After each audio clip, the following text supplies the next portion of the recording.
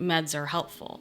Like they're not, because I think a lot of people have misconceptions about psychiatric care that they're going to make you numb and not feel. Right. If you're feeling numb on your meds, you're not on the right ones. Call with your the right doctor. days. Yeah. Please call your doctor. Yeah.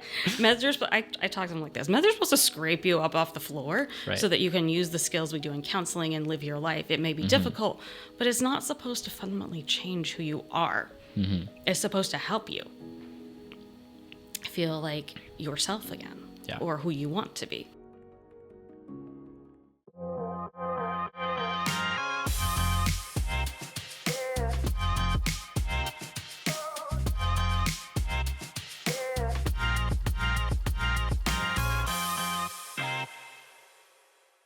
What's up, everybody? My name's Garrett. Today I'm talking to Katy, who's a licensed therapist, on what is EMDR, how it works, and how it can affect you. Katy, how are you? I'm good. How are you? I'm super good. I'm so excited to talk to you today about EMDR. I'm super excited to tell you about it. It's one of my favorite things. Cool. Great. That's what I love to hear. I love your energy. Let's start with just like, what is it? What does it stand for? EMDR is eye movement desensitization and reprocessing therapy. So that's the long acronym. It is governed by EMDRIA, which is the EMDR International Association. What EMDR is, in essence, is a memory reprocessing.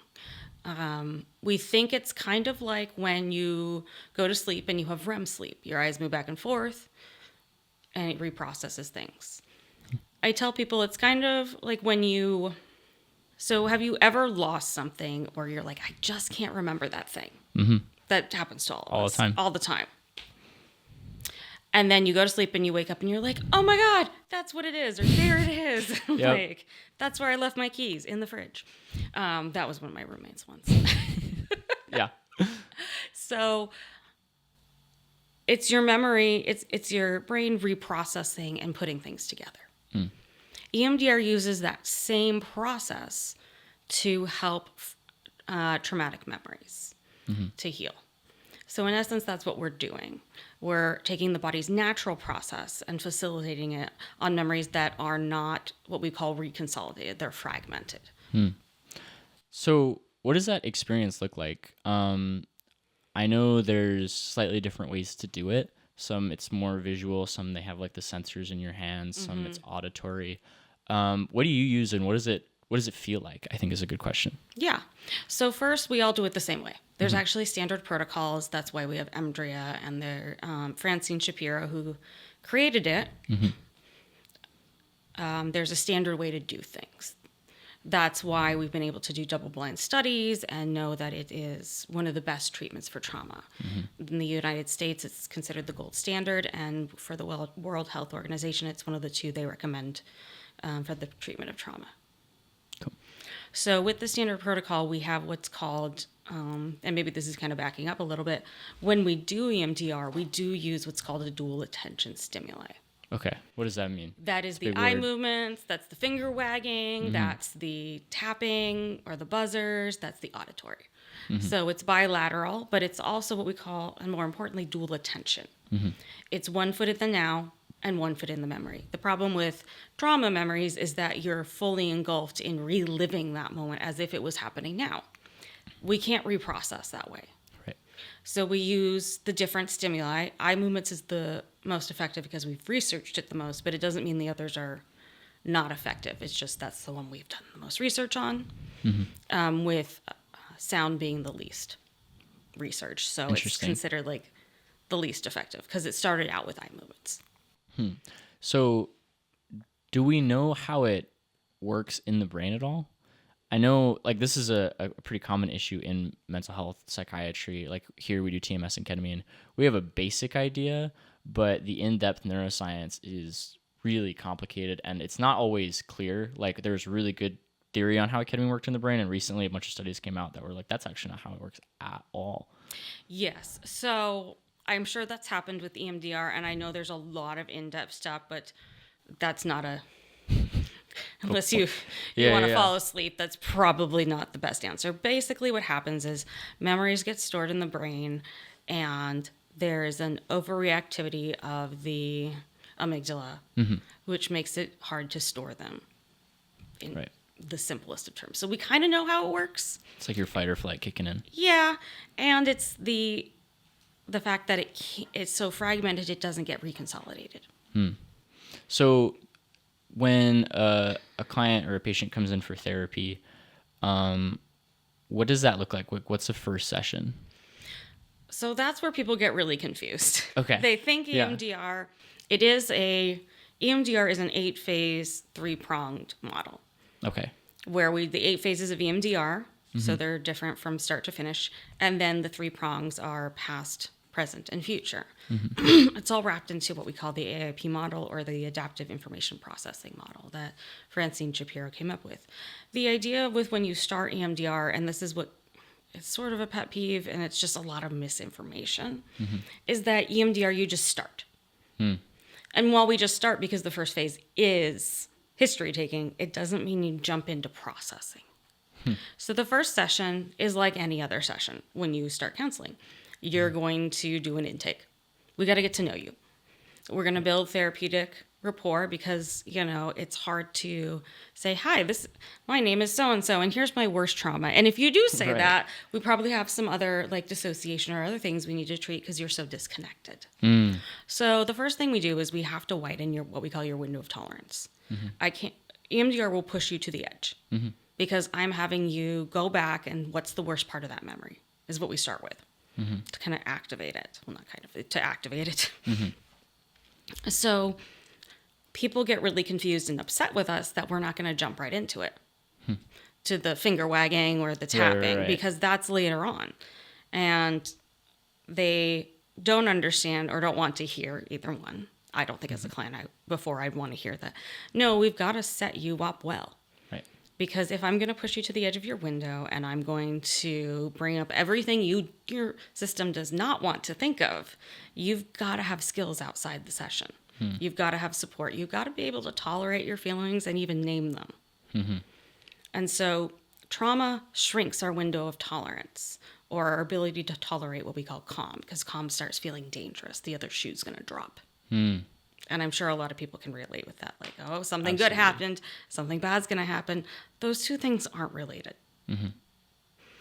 You don't get 3 good things and then 2 bad and then 2 good things and 2 Right. bad. Yeah. But our system links them. So we have to start with widening your window of tolerance, making sure you have skills, not only like your normal coping skills, but we do resource development in EMDR, and that's our phase 2. Where it includes a bunch of things.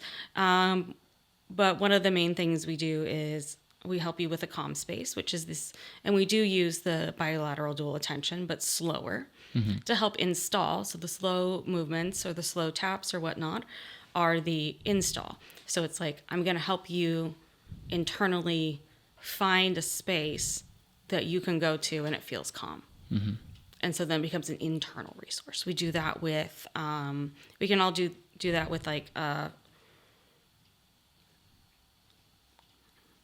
we can do it with like different figures, like a wise one.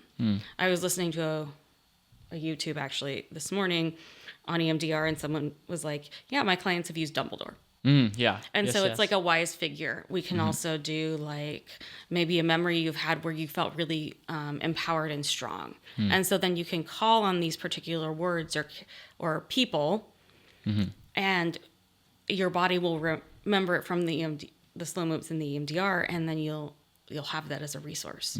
It's like a tool to go back to. Yeah. That's really interesting because I'd read up on something similar, and it's cool because what the person is doing is they're taking the same situation and sort of implanting another person, in the case of a figure, right? Whether it's Dumbledore, whoever, a mentor, a supportive figure, and people are able to change just by figuring out, with the help of EMDR, okay, what would my supporter or my sort of idol, my mentor, do in this situation, right? Yeah. Or And how looking could at I it can I differently. rely on them just to feel? Like, can I remember the memory? I had a client once where we were working on like feeling empowered, and they had recently climbed like did a really big hike to one of the taller peaks around here. Yeah. And when they got to the top, they felt so empowered, like, I did that. And so we used that memory of, like, I did that as that feeling of empowerment so that they could go in, and it was about, and it wasn't anything like trauma related. It was like, I had to go talk to my boss. But she was able, or they were able to take that and to the EMDR or the dual attention, when we do it slow, helps you recall it better. It's like it cements it. Into your brain. Yeah. That's cool. So, okay, you start with rapport, which I think is the first. We start with an intake. We got to know who you are. Right. Yeah. Like people generally don't, they're like, why are you doing this? And I'm like, I don't know you at all. Right. And that's important. And what you think is important and I think is important, well, they're probably similar. I think probably more things that you don't realize are important. I need to see the whole picture and how it fits in. Do you see different personality types react different to EMDR? Are you talking about personality types in terms of personality disorders, or are you just talking about how different people react? I'm kind of interested in both. Whether that's just like people's sort of, whether they're more or less aggressive or open or extroverted, and also, personality disorder. Well, let's put personality disorders on the shelf for a minute, because that's a whole discussion. Yeah. I would say it's not about personality disorders. It's about how the ability that you have to cope. It's like, how many skills do you come in with? We call it like, how front loaded are you? Okay. Like, do you have a lot of skills? Do they work? Can you use them? Not just that you can list them off. Because it's great if you can do that in therapy, but it's really not very helpful outside. I call it like, you don't want to learn to ride a bike the day you need to get to an interview. Right. Yeah. Terrible idea. So we need to practice and practice. Yeah, and it's also the difference of like reading how to ride a bike is not at all the same as riding the bicycle. So it really depends on the level of trauma, how early it happened, how often, versus, and how well you're resourced. And it's not like we grade you. It just is. Right. It's just like, okay, some people have been in therapy for years and then find us. Okay, well, they have a lot of skills. They just maybe haven't gotten over this part. And some people come to us where they have no idea. Or they've watched some YouTube videos or Instagram posts or read some stuff and they've got a few skills, and that's great. But we need to teach you more. Right. Okay. So that's really more of our determining factor. And that'll also determine the type and when it happened, will also determine what we call dissociation. Another big topic, but how far you are with that. Like, do you have a lot of dissociation, a little bit? Because we have to treat that first. So I kind of would like to detour on that a little bit. How does that affect treatment, dissociation in EMDR? EMDR is not designed to treat dissociation. Okay. So dissociation has to be treated separately. Dissociation is the mind's very clever way of protecting itself. Because when a lot of it happens in childhood, but it can happen later on too, but we see it a lot with childhood trauma, where those experiences, those traumatic experiences, no one's able to hold them. That's why it's like your reactions to it are the normal reactions to an abnormal situation. Sure. So, but a child can't hold it. Like, there's not the ability to be able to process even a little bit. Let's say mom and dad come home and they are really angry, and then they blame the child for whatever. The child can't hold that really mom and dad aren't able to take care of me. That would be terrifying for like a toddler or a young elementary school child to hold, like, oh, my parents are not actually capable of taking care of me. So that stuff has to go somewhere. And so we start creating, like, if you want to think of them as different coping skills that help. And so we start calling them parts of self, will kind of, I want to say hold the material, but create a dissociative barrier so it's not necessarily accessed right away. Just kind of keeping it at bay somewhere else. Right. Now, that doesn't work forever. Right. And the more and more it happens, like some part of you is doing a job to help protect you from knowing this. Think of dissociation and trauma as an order of not knowing. Okay. So you have to. You have to treat that. And we Right. have ways to treat that. And they're different. However, they do work with EMDR. A lot of things fit well with it, especially in that phase 2, which is we call stabilization. And it's not like what people think of like, oh, well, I'm stable. We're not talking about that way. We're talking about your window of tolerance. So we have to treat that so that it doesn't stop us from processing. Because if part of you is not on board with processing, that part of you or that may not get all the information, or it may cause you to dissociate because your window of tolerance is so small. So we work on that. We get all that going. And that, when people ask me is, how long is it going to take? I have no idea. It depends on so many factors and depends on you. I see you 1 hour a week. Right. Are you doing what I asked you to do outside a session? I don't just do, I don't want to say homework, but, did you practice? When you needed it, when you don't? How stressful is your current life? Do you have big projects coming up? Are you in the middle of finals? Like, so many things dictate how fast. But our hope is that we get through that phase so that you're well-resourced enough to start EMDR, and that's where we get to phase 3. Phase 3 is where we have you bring up, we call our assessment phase. And so we ask a series of questions, and it's like, okay, we decide on a memory together. Now, depending on your dissociation and lots of other factors, that's where we decide which memory. Sometimes people start with the worst memory ever, but most commonly now, since people have a lot of trauma, we don't start with like, let's pull up the roots and hope you're okay. Right. A lot of times that doesn't work. So we both agree on something. Like, I'm not going to choose something that you are like, no, I don't want to do. It's a collaborative thing. Like people want us to tell them. Like, we can make suggestions, but like at the end of the day, are you okay with trying it? Sometimes we'll even start with a really small thing to get you through the process. And you would ask, like, what is it like? So we ask you a series of questions. What's the worst part? We ask you about self-identifying beliefs. Like, what does that say about you?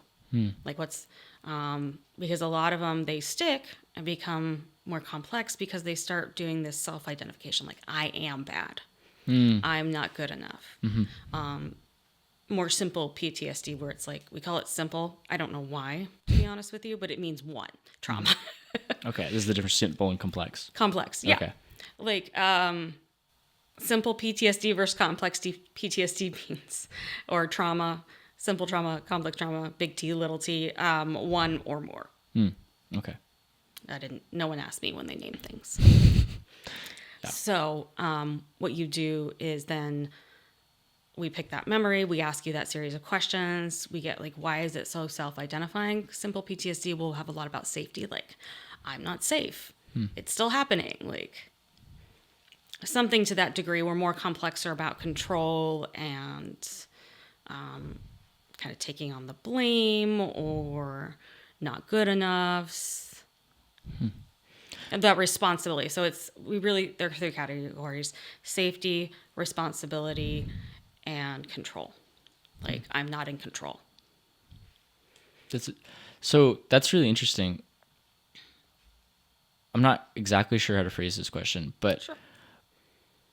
I'm curious as to sort of what's being changed in EMDR, because some of the things I've noticed is when people have negative experiences, and I've even noticed this, like, I'll do volunteer work with like middle schoolers, and it's phenomenal. It's so great. I learned so much. God bless you. It's really fun. I used to work with teens, but Really? they can be a hard group. Absolutely. One of the things that's great is it's very grounding, because I'll be like, oh, taxes and work and my car and the catalytic converter, whatever it is. And then some kid will run up to me and go, cheese touch, and hit me and run off. And I'm like, all right, well, now I got to go chase him. Yes. And so it's very grounding. But the other thing is, like, I'll talk to kids, and, they'll have hard times. Absolutely. And they'll, like, I had a kid the other day who was upset about something pretty small, but he was more upset that he was upset. and that other people knew he was upset. Yeah. The And- perception. Right. And I was like, hey, like, just so you know, like, you're allowed to be upset. That's okay, you know. I still get upset. Like, everybody does it, and you're like, that's all right. And one of the things that hit me was how, one, sort of the guilt aspect, right? Of, oh, like, I feel guilty that I'm upset and not in control, and that I don't have a perfect handle on the situation. But also the thing it made me realize is when I look back on some of my experiences, I'll judge those experiences sort of irrationally, right? Like I'll judge them with the emotion of the child I was when I had them, but the knowledge that I have as an adult. So I have all this pent up like guilt of like, oh, like I feel so bad about that. And I have the adult brain going, and I could have done this and this and this and this and this, and I didn't do any of those. When really it's like I need the inverse to realize like I was a kid. I didn't know what to do. That's okay. That's okay. It's totally normal. So with EMDR, we ask all those questions, then we go into that next phase of reprocessing. And we have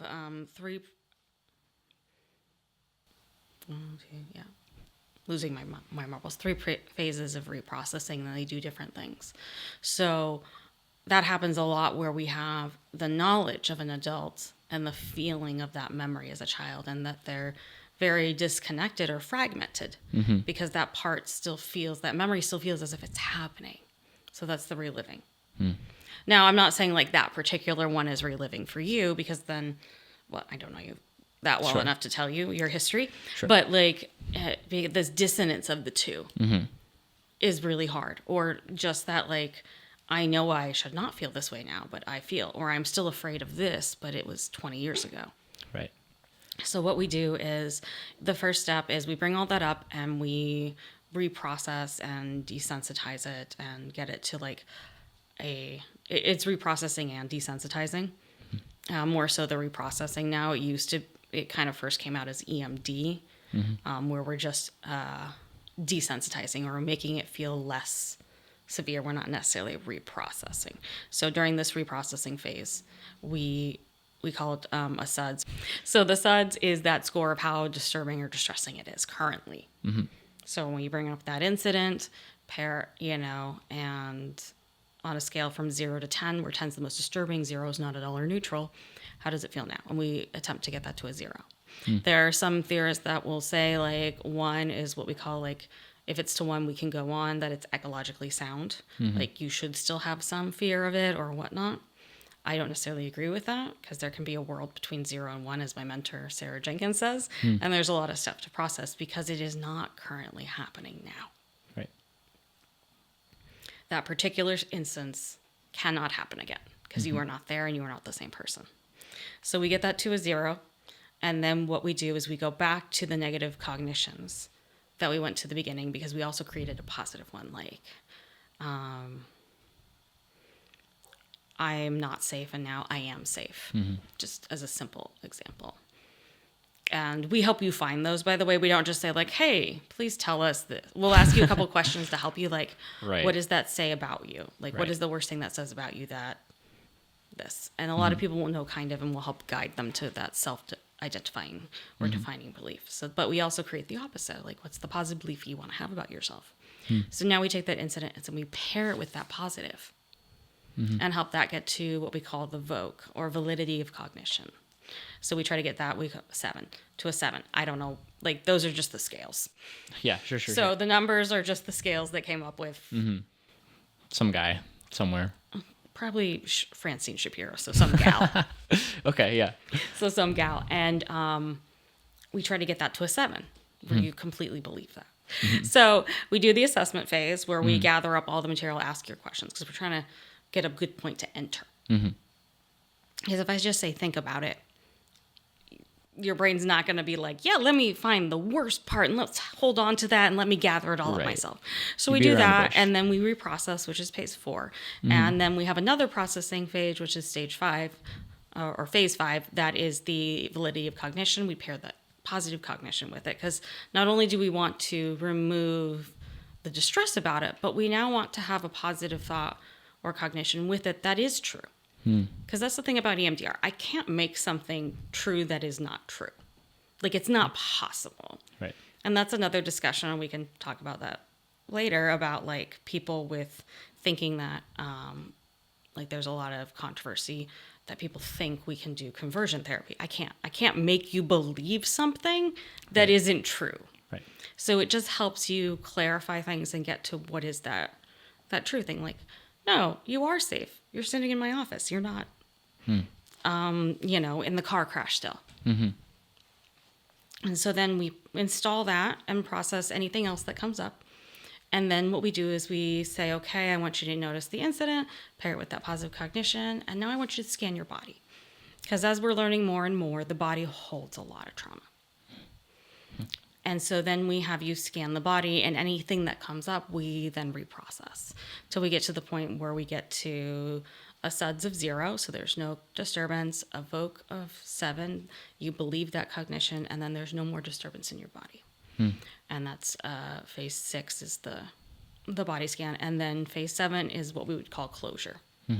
And so then we kind of wrap it up with like, you've done a lot of work, these are things that might happen, because a lot of times we don't necessarily, we'll always close, but we don't necessarily make it through all the phases in one shot. Sure. That's very rare because people are complex. Memories are complex. Agreed. So how long is this going to take you? I don't know. I've had people in 2 sessions. I've had people in 3 months. The good thing with EMDR is like when we truly do it, because there's a couple little caveats to like if we keep to that specific memory. But true EMDR is like we just go and whatever the brain collects during that and all the associated neural networks, it can start to heal those as well. And so we get to phase 7 and then we close and then you come back. Phase 8 is kind of weird because it's the pickup phase. So you only do phase 3 once? You only do phase 3 once. So then we come back and we do an abbreviated, which is phase 8, and then we go back to phase 4, 5, or 6. Okay. I don't know why. Yeah. Why I'm like it's visualizing it in the head, yeah. Yeah, it's like, okay, if you're doing it the first time, go to 3. If you're doing it the second time, go to 8, and then go back to wherever you are in the process. So what are these, you talked about feeling it in the body. What do patients report? What is that like? So to your question before about what is the process like, so when you're doing this, you just, you can call it free association or whatnot. We call it like going down a train track with your memories, and like, you're just going to notice what comes up because your body knows what to do. That's the best part about EMDR is like, you don't have to know how to do it. Your body knows how to do it. Does it every night during REM sleep. So it picks it up, and it's like driving down, like if you were on a train or a bus and you're driving down and then you stop, and then when we say, what did you get? You stop, you look, say, oh, this is, we're at train station A. And then at least I tell my clients, okay, so we're not going to talk about it. That's the weird part about EMDR. Everyone wants to like talk therapy. It's not about that. I need you to stay in the material. So we're not going to get off, get a hot dog and magazine, coffee, and then come back. We're going to look, oh, it's this. And then I say, go with that. And then you go down. And so we're going down this associated track of memories or material to clear it. Lots of feelings, emotions, thoughts, sensations can come up during that processing. And then we will guide you back to when we're looking for certain things to then that channel of associated material to then go back, because there are multiple channels that we need to clear out. Then when we get to phase 6 or phase 5, same kind of thing with the positive cognition. But then in the body, we're looking for what does it feel like? It could feel like my chest is tight, my fingers are tingly, my back hurts, I have a headache. Anything really you can think of. It's like psychosomatic, sort of. Not sort of, it is. Okay, good. It is. It's when we say psychosomatic, we mean that it is a psychological reason for the physical feeling. It's not that it's not real. It's just it is not what we call organic. Organic would be, I broke my foot, it hurts. Right. There's an organic, physical reason, where psychosomatic is like there's a psychological reason that it is. I'm sad, so I feel achy. So I feel achy, my tummy hurts. Like that's usually what you see in kids, like or even adults. Like I'm really nauseous and I'm going into a test. your body feels it and it holds it. And as we've done more research and with other theories that have kind of gone beyond, we see that there's a lot that gets held in the body. But that's how EMDR deals with it. And so it may just be sensations, it may not. It's kind of dependent upon the person. Each phase is dependent on the memory and the person of how long it takes, what it feels like. But in general, you cry, you may not cry, you get upset, you feel sad, you feel angry, you feel hopeful, you feel depressed. Like there's all sorts of feelings and things you go through. And then the body sensations, there may be like my stomach hurts, my hands feel. When I was doing it with my therapist, I have a lot of, for some reason, it was like tension in my back. Or just weird parts of tension being held everywhere. And I'm like, okay. Some people, it's not as much. Some people, it's a lot. It just kind of, again, depends on the person. So that's what it feels like. I'm not going to say it's a comfortable experience for EMDR. Sure. I always joke with my clients, we're not baking cupcakes here. But the end goal is that you do feel better. I think a misconception of all therapy is that you should leave happy every time. Right. Now, I don't want you to be sad. I'm not like out to make you cry. I'm out to make you feel and help you to experience that and know that you can. So there are a lot of sessions where we do help you get to calm again and we help you re-regulate, but you're not going to feel great because your brain's still processing, and it still processes somewhere between 24, 48-ish or more hours after the session. Think of it like a spinning top. You've spun it, and now the inertia keeps going until it stops. So that's why we also are like, please don't drink, use drugs, things like that. Right. I always tell my clients, get the best bang for your buck. Like, it's going to keep going, so use it. Right. So things may come up in between. And then you come back and, some of it's reprocessed and we go back. And it just kind of depends on the particular memory, how disturbing it is then. And it can go up and down because there's a lot of associated material. I don't exactly know. I don't have a map. So I'm not sure what's going to come up. Now I can help you decide, like, that is a whole different thing. And, like, what we call EMDR, like true EMDR would go after it. But we're going to decide to do EMD little r, which is we're staying on this one. We're going to do this target today, this particular memory, and we will put that on a shelf, and we will decide, like, hey, we are going to this is important. We're going to address it at a separate time because it needs a whole time. So it kind of depends on that. Are we doing that? Are we doing the whole thing? And so you'll go through lots of ups and downs, lots of feelings. And at the end, though, the goal is that is a thing that happened. It doesn't make it good. I can't make something true that's not true. Like, it's always going to be a crappy thing, but it happened. It is not happening. And again, that's why we also have the dual attention to help you keep one foot in that, but one foot in the present. Right. So that you can continue to reprocess and use your body's natural process to heal, but also know that, like, hey, that is the thing that happened. It is not happening. Again, traumatic memories are always going to be terrible. But it's not, the idea is that you no longer, when you think of it, feel as if it's happening now. Hey, what's up guys? My name is Garrett, and this video was made possible by Redemption Psychiatry. We're a private practice located in Arizona focused on providing mental health services for those in need. If you or anyone else you know is struggling, please feel free to have them give us a call today. Thanks, and we'll get back to the video. So this is actually a really good question.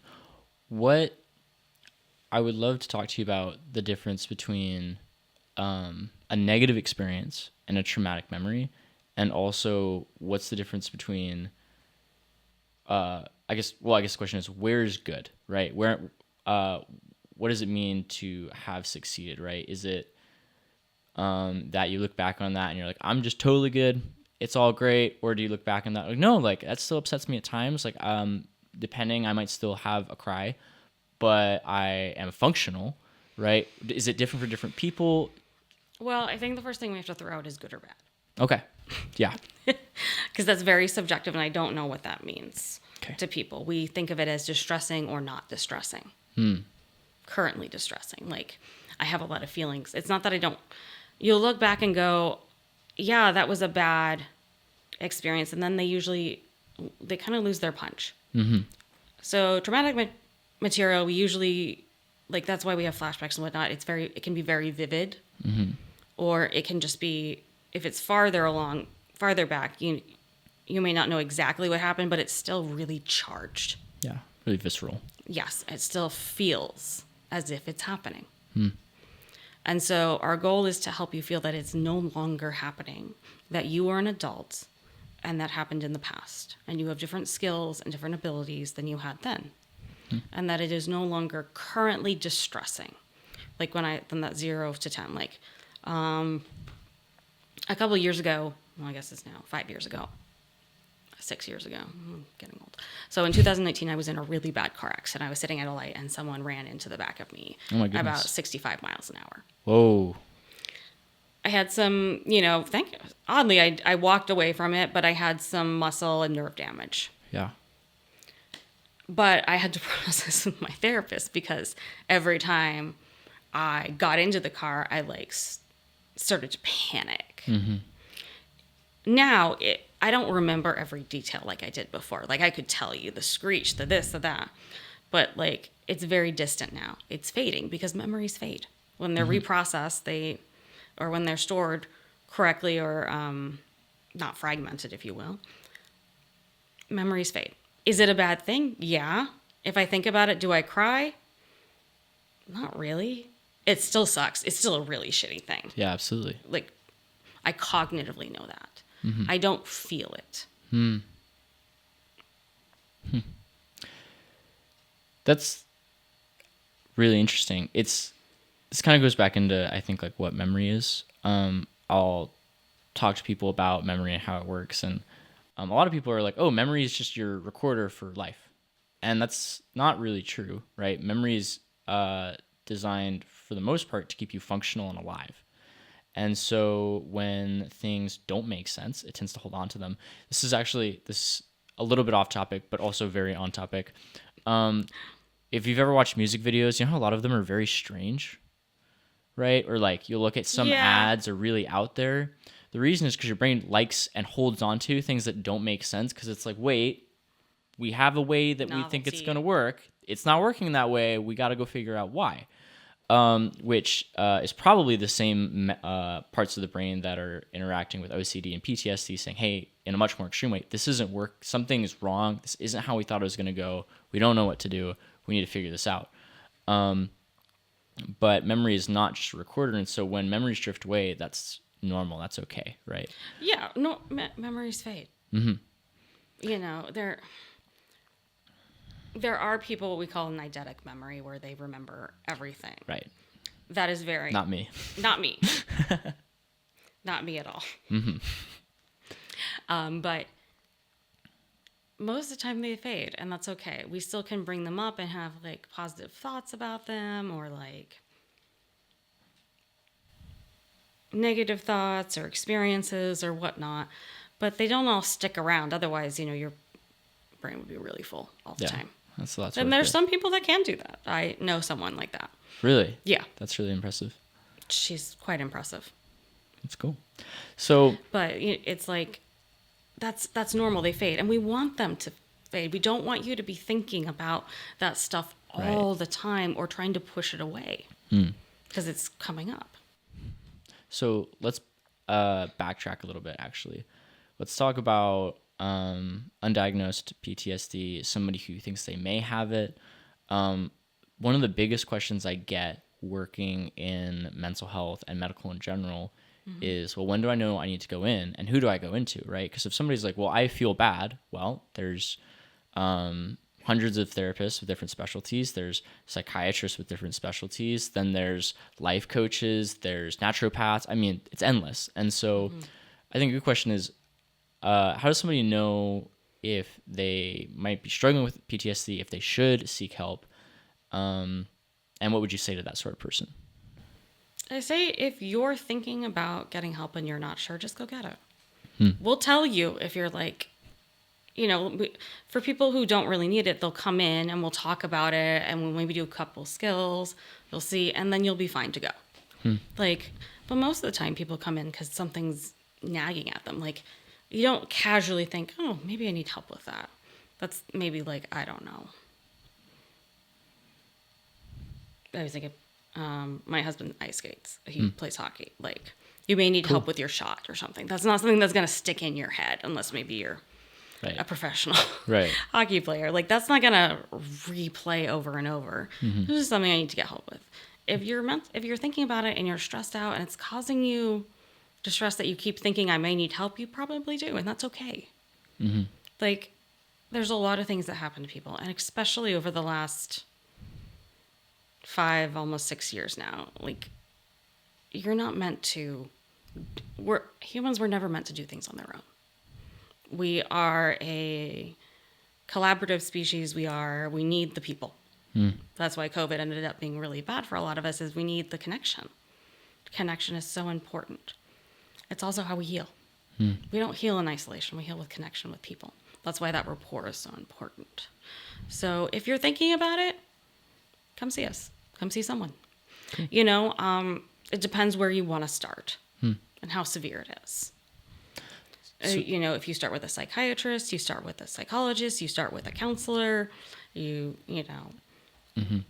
And there are many different opinions. I tend to lean towards those who have licenses and professional educations, because there are standards and there are ethics and rules in law, so that it helps protect you. Right. Like, nothing regulates life coaches. Not to say they're bad, but like, I can't tell you what you're going to get. Right. Yeah. And I think that's really one of the benefits to professional medical assistance is, and therapy is, you have systems in place to make sure things work out. And so you might, people will occasionally have a criticism of like, well, you know, the APA released that statement and I don't agree with it, or whatever it is. And that's okay. The reason the APA is great, and all of these other sort of organizing bodies are so valuable, is because they sort of keep a return to the mean. It's a return to normalcy, right? Is they might be slightly off, but you're never going to risk going way out into left field, right? And so the average quality of care, you can much more confidently say that it's going to be good. And also there's repercussions, right? Is if you just go reach out to a friend or family member, that's good, right? You want to find support in your community. Absolutely. And that is important too. Right.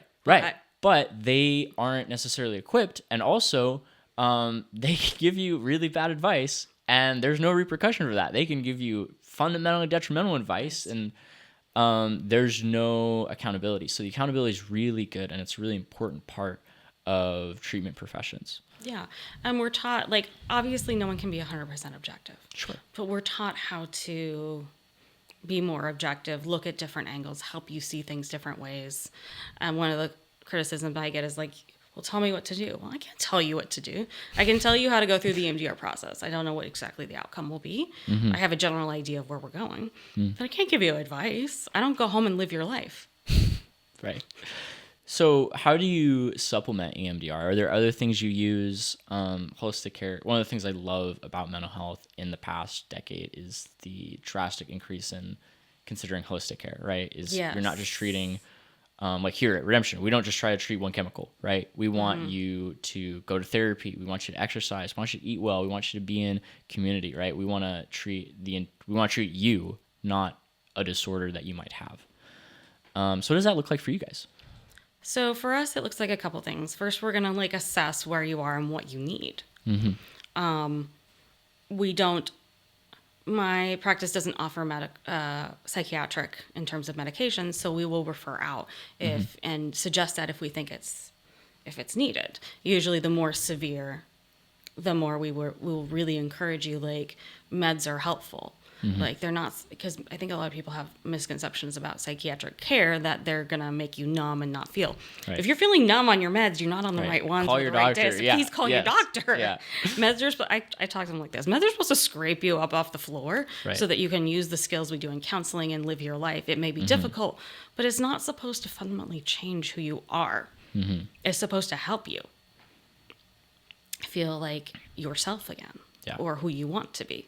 And so we incorporate that, and we coordinate with psychiatrists or doctors, whoever's doing that, to then help with the treatment. We also will refer to primary cares if we're like, you're not taking care of yourself, or people like, oh yeah, I have a thyroid disorder and I don't have it treated. Oh, that could be a reason why you're anxious or depressed, because that can That'll do it. That'll Yep. do it. And I'm never going to be able to change an organic thing.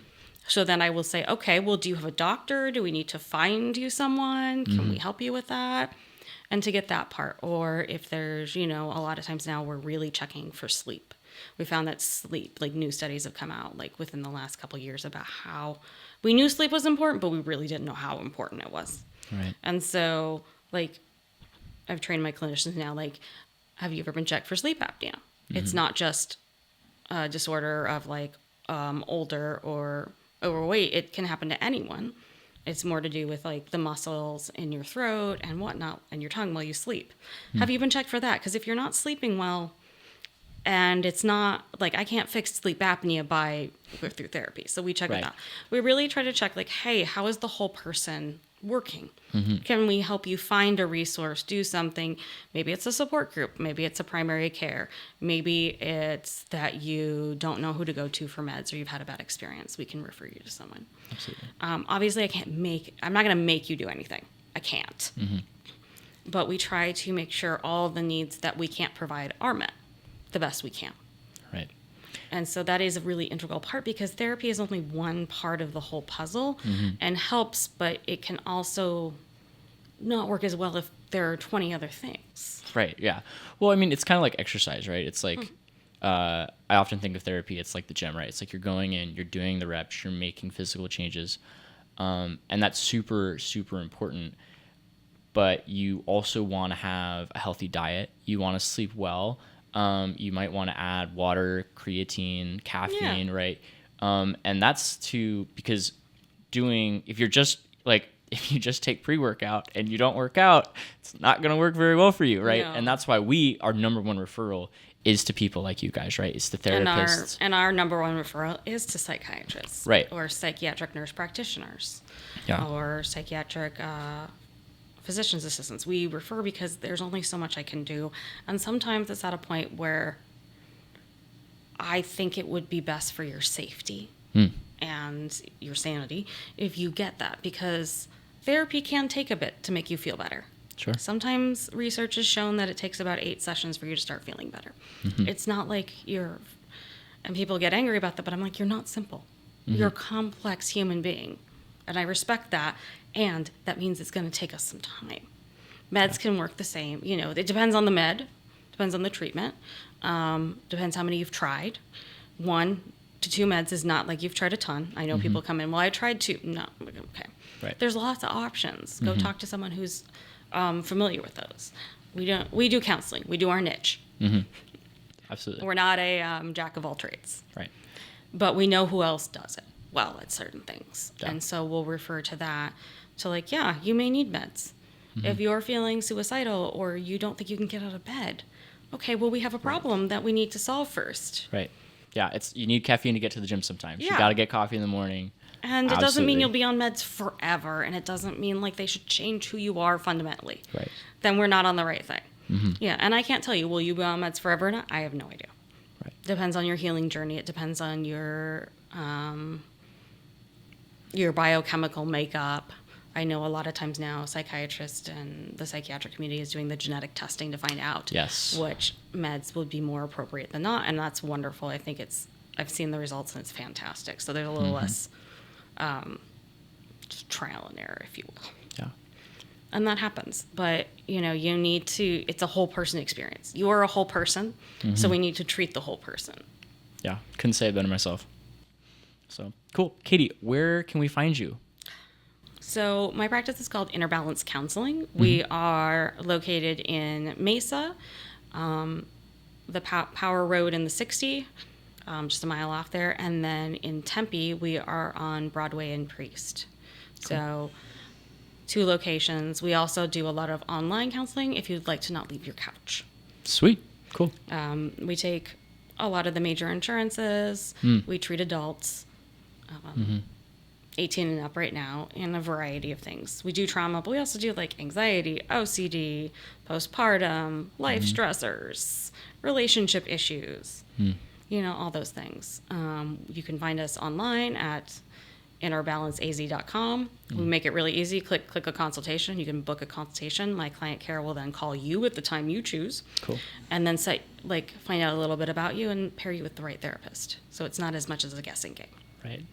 Sweet. Well, thank you so much for coming. This is awesome. You are so well spoken and so well knowledgeable on therapy, EMDR. It's been just fantastic to have you. I've loved being here. Thank you so much. Yeah. Redemption Psychiatry is a private practice located in Central Arizona. We focus on advanced treatments for depression, anxiety, and ADHD, as well as medication management and neurological testing.